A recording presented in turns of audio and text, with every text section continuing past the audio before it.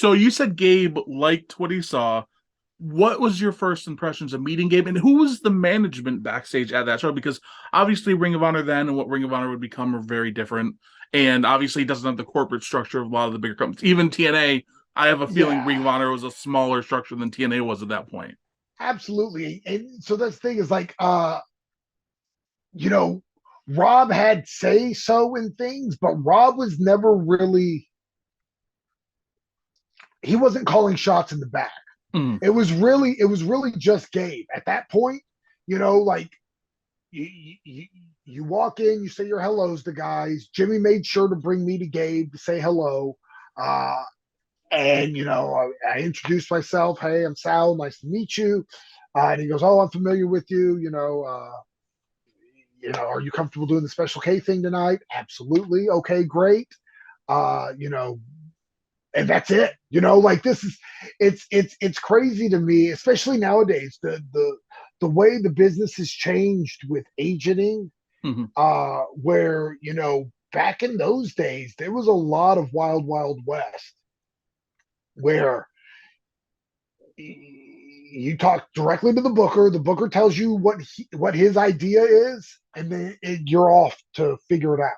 Yeah, And it wasn't, because I'll see it. I still see it on the indies. I see it on the indies now today too, where oh, this is your match, this is your agent, and then you tell your match to the agent goes back to the booker will pull everybody aside. Yeah, I mean, it's just there's a lot more. There's definitely a ladder of command. Where back mhm. in those days, it was kind of just like, hey, Gabe, this is your match. I'm looking for this. Was he doing commentary at this point too? Because Yes, but or was that in commentary wasn't post? live. Okay, that Yeah, was in yeah, all post. the yeah, Okay. all the commentary was post. So, but yeah, he was McNulty, Craig. I can't remember. I cannot remember his horrible commentary name. It was real bad. Uh, but yeah, he was still doing, but all that stuff was done in post. All Yeah. right. All right. So, what were your impressions of it? Because it was a good sign that he said he knew all about you. That's a great sign.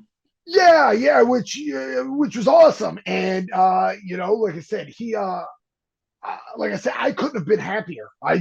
Everything that I wanted to happen for myself that night happened. Like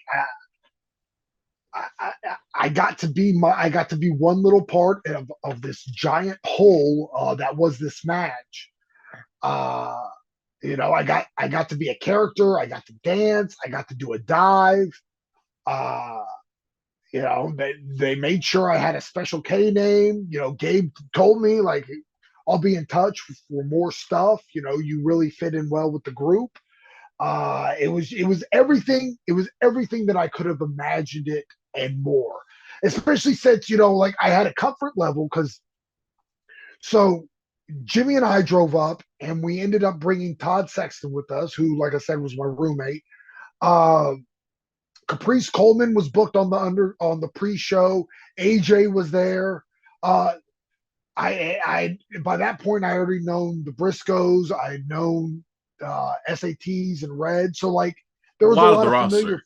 Yeah, so there was a lot of familiar faces there. So it wasn't taking me and dropping me in a whole new battleground Yeah, like and showing hoping up I in the survive. WWE locker room out of nowhere when you weren't. And exactly, yeah, and plus Jimmy was there, so worst case scenario, I could lean on Jimmy. Mhm.